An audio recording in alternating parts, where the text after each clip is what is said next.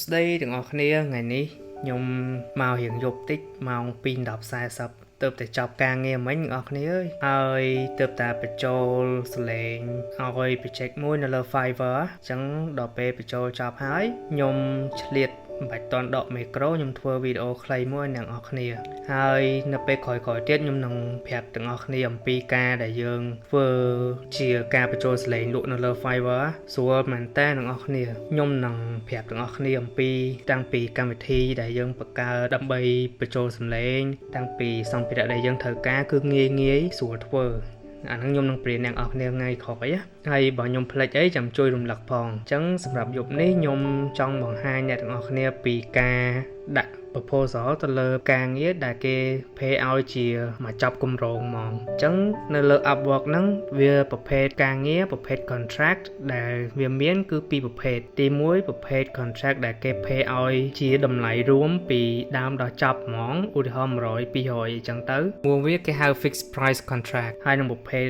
contract មួយទៀតដែលគេ pay ឲ្យយើងជាម៉ោងដោយសារតែអញ្ចឹងហើយបើនៅលើ profile យើងហ្នឹងវាមានអាឡែងនេះ hourly rate យើងណាអញ្ចឹងអាប្រភេទ hourly contract គេនឹង pay ឲ្យយើងតាមម៉ោងហ្នឹងដូចថាមួយអាទិត្យយើងធ្វើ5ម៉ោងអញ្ចឹងទៅអាលុយ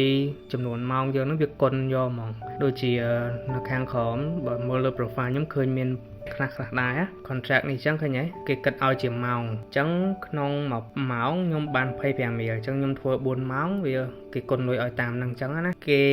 មានទៅតាម project ធំឬតូចឃើញហ៎អញ្ចឹងពីលើនេះមកមានខ្លះ20រៀល15 300ជាងអីចឹងណាវាទៅតាមហ្នឹងខ្ញុំទំឃើញ promotion Upwork នេះ freelancer plus offer គេ discount នឹង 50% អញ្ចឹងអា freelancer plus ហ្នឹងជាធម្មតានៅពេលដែលយើងតែងទៅបាន100 connect ហើយអញ្ចឹងដល់ពេលគេ discount ឲ្យ 50% អានោះតម្លៃសរុបវាជាធម្មតា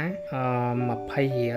រៀលហើយបាន100 connect អញ្ចឹងពេលគេ discount 50% សល់តែ10រៀលទេអញ្ចឹងក្នុង100 connect យើងទិញអត់តែ10រៀលទេចឹងវាចំណេញណាចឹងឲ្យតែខ្ញុំយូរចឹងពេលឃើញគេ discount offer ចឹងណាខ្ញុំទិញម្ដងទិញចឹងហើយខ្ញុំ cancel ភ្លាមខ្លាចផ្លេចទៅវាទៅដល់ខែក្រោយវាគិតលុយយើងទៀតក៏ប៉ុន្តែអាសុពលភាពវានឹងនៅដល់មួយខែអញ្ចឹងដល់ពេលខែក្រោយទៅយើងវាអត់មានគិតលុយពីយើងទេហើយខ្ញុំຕົកដល់ពេលណាដែលឃើញគេ offer discount អញ្ចឹងបើខ្ញុំទិញទៀតអញ្ចឹងអាហ្នឹងជាកលឹះមួយដែលអ្នកនរគ្នាអាចទិញ connect បានដោយចំណេញអូខេហើយប្រាប់តាំងពីអញ្ចឹងទៀតអូខេដោយសារតែនៅវីដេអូមុនខ្ញុំបង្ហាញអ្នកនរគ្នាពីការដាក់ proposal តែវីដេអូនោះវាជា proposal បែប hourly contract ណាអញ្ចឹងឥឡូវនេះខ្ញុំនឹងធ្វើការបង្ហាញในការដាក់ជា fixed price contract ម្ដងថាយើងគួរតែដាក់មិនកុំឲ្យវិលមុខទាំងយើងកុំឲ្យវិលមុខទាំង client នៅពេលដែលយើងដាក់ហើយអញ្ចឹងខ្ញុំនឹងបង្ហាញអ្នកនរគ្នាឥឡូវខ្ញុំសាកចូលពាក្យ ESL search ESL មកពេលខ្ញុំ search ពាក្យ ESL វានឹងចេញ job ដែលតាក់ទងមកអញ្ចឹងណាអញ្ចឹងយើងអស់ចុះក្រោមមកហើយដើម្បីដឹងថាការងារហ្នឹងវាជាប្រភេទhourly ឬក៏ជាប្រភេទ fixed price យើងមើលនៅកន្លែងនេះឃើញទេនេះគេដាក់ hourly អញ្ចឹងយើងមើលកន្លែងហ្នឹងទៅយើងអាចដឹងហើយថាប្រភេទការងារប្រភេទ contract ហ្នឹងជា hourly ឬក៏ fixed price នៅពេលដែលវាជា fixed price វានឹង load ចេញមកហ្មងចាំតិចអូខេនេះអញ្ចឹងអ្នកនរគ្នាឃើញនេះកន្លែងនេះគេដាក់ fixed price ហើយ estimate budget គេ$50អញ្ចឹងខ្ញុំនឹងធ្វើ